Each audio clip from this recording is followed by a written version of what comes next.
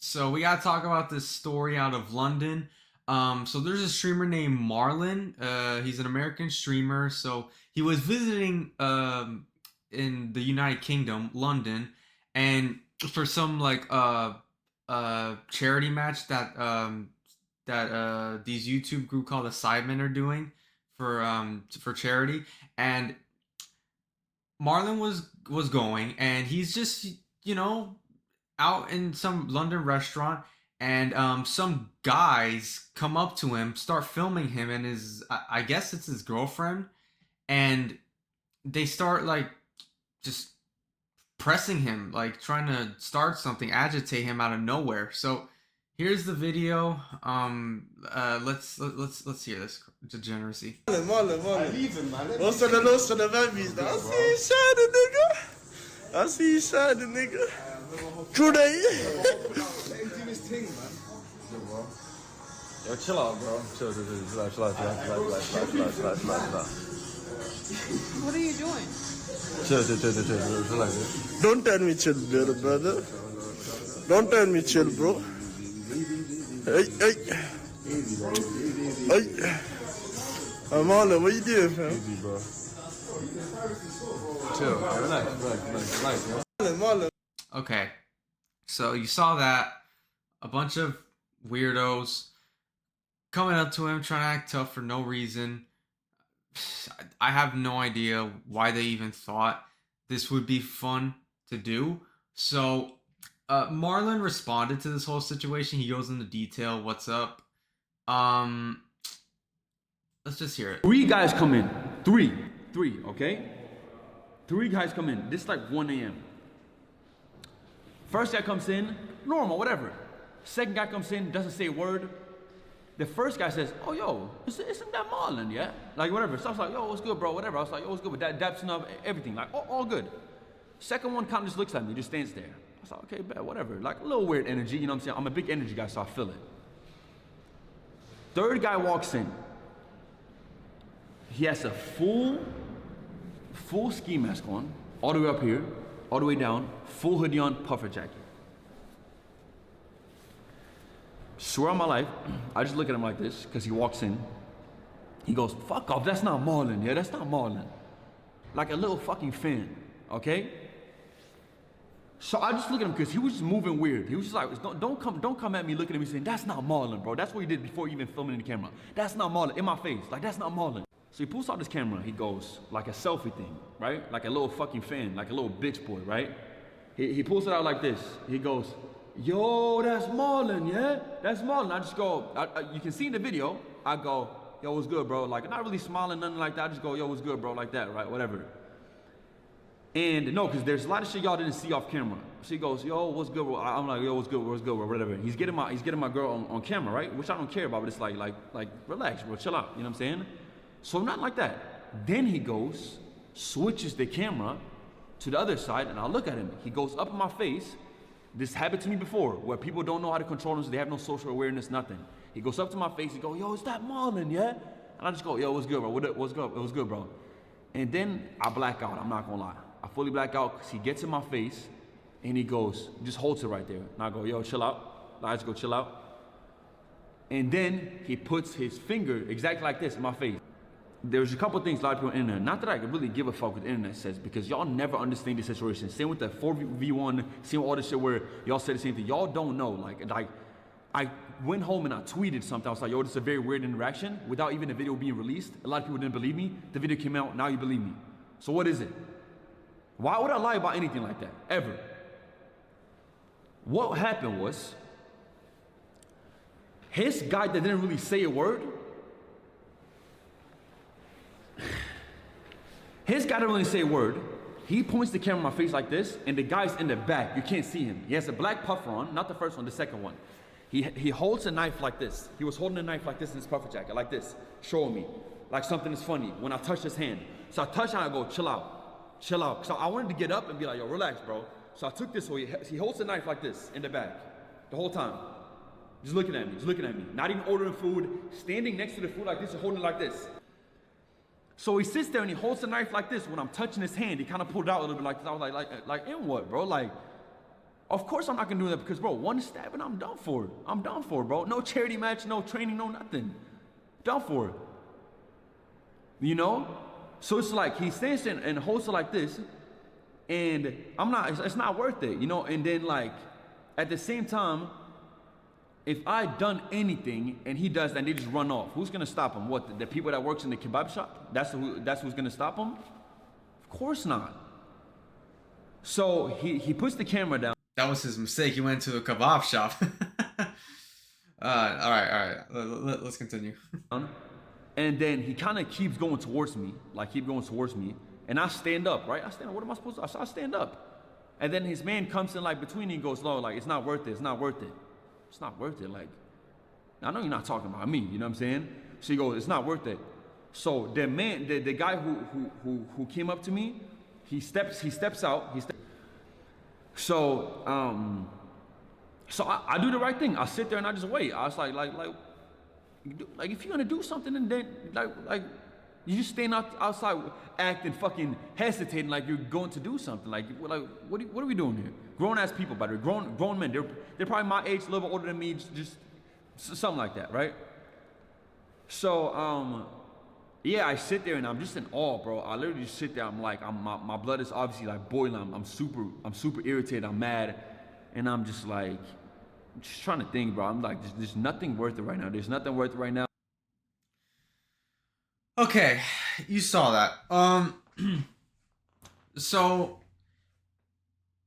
if you ask me personally, he made the right call when it came to him, just staying calm, not, getting agitated, not being aggressive, and not, responding back and trying to, be threatening. That was the right call. If what he's saying about the knife, of someone holding the knife is true, then he made the right call. All right, he had to keep his composure and make sure things don't escalate. And I'm telling you, I've seen people and I feel like it's women saying this, but I do think there are some like a bunch of wannabe tough guys saying this too, like who think that everything has to end in like a street fight. Like, dude, there are people saying that he was he was a coward for not basically standing up to those guys and starting throwing hands. Like, let me say this, okay? If you are someone who is surrounded by more than one dude and you see one of them that clearly has a weapon on him and he's showing it to you and you're outnumbered, and you think that it's a good idea to start fighting them when you're outnumbered and one of them has a weapon on you, and hell, let's say they don't have a weapon. Who knows? Maybe they didn't have a weapon. Let's say they didn't have a weapon, right? You can't just assume that. You have to assume they have a weapon because you don't know that. You have to assume that they have weapons, especially if there's a bunch of dudes surrounding you. And if you're one of those people that really do think that the right call for him to do was to start fighting these guys when he's 1 against 3 and one of them allegedly had a weapon, genuinely, honestly, you're an idiot. You are genuinely an idiot if you think that is if that was something that he had to do, if that was the right call for him. Don't ever say that, all right? You can't be saying that, okay? That is the stupidest thing ever. You have no survival instincts if you think him fighting back was the best option for him. It wasn't. Because if he got, like he said, if he got stabbed and a bunch of his whatever that guy's homies started, jumping in and they had weapons too and they started shanking him, bro, he's done. He's done. Nobody was, it was just him. His girl was definitely not going to do anything. Like, come on, man. Like that, think logically. That's stupid. The best thing for him to do was to wait it out, be calm until it blows over. It might be more tense, right? But at least you're not gonna freaking die. All right? And I'm sorry. I'm just gonna have to say this. I can tell like Marlon, like he's not stupid. Like he's not like out of tune with what's going on. Okay, like in places like London, he even admitted that London sucked ass. Okay, he even admitted that. But I can tell, right, that he wanted to mention, you know, a certain like group of people that started that like whole fiasco with him, but he didn't want to say anything about it because he didn't want to he didn't want to be accused of something that he wasn't. And look, man, I'm just gonna have to show you this. All right, look at this. So this was during these are statistics that were gathered during Sadiq Khan's ruling of London. Who basically he's the mayor of London, or was. I think he still is. I don't even know. I don't care. I don't care about that guy. Okay, look. Overall, so the recorded crime has increased in London by 31.5% in the Metropolitan Police area of London in the last 10 years, with violent crime increasing by 40% according to the official crime data. So according to the Office for National Statistics, many crimes recorded against people increased between the years of ending June 2015 and March 2025, including violence against a person, 40%, possession of offensive weapons, 23%, sexual offenses, 75%, and theft from the person, wow, 207%. Wow. Wow. So all that increased between 2015 and 2025. That is scary. Like I said, Marlon knows what's up. He's not dumb. He is pretty much aware about what's like going on in these places. I could tell. He just didn't want to fully go into it because he would have to mention statistics and all that. Like, I can tell, okay? I can just tell, all right? And another thing I wanted to mention is this. See all that? Like, read this, all right? So, over half of weapon-enabled robbery, 59%, and homicide, 65%, were suspects were black. Victims' profiles were more diverse, i.e., 56% of weapons-enabled robbery. Victims were white, but the majority of youth homicide victims were male, 93%, and black, 61%. So this is a ethnicity data that the police have observed. So if you look at this, if you look at this, just look at this statistic. Like, seriously, this is like, that's insane. 12% of London's population but commit over 60% of armed murders. Armed murder would more than half without him. And okay, look, the dudes who confronted him, they didn't really look black, but bro, like, they definitely were not they weren't white. I'll say that. They definitely were not. Okay? So okay. Look, man. I am, as an American, right? Of course, I know there are certain areas within the country that I'm just not going to go to. And the same applies to other countries. I ain't going to London. I don't care if there's, like, famous people there and there's nice locations there to visit. I don't care. All right. I ain't gonna, like, I'm staying here. And I'm definitely not gonna get involved in no statistic. I ain't gonna be in any of those freaking statistics. So, Marlon, I'm sure he was definitely not going to be a part of a statistic. So he made the right call, keeping his cool and not, starting anything that would escalate the situation. So he made the right call, and yeah, man, he's right. London sucks ass, bro. So it's just sad that a really, like, beautiful place like London is just, like, known for being one of the most, like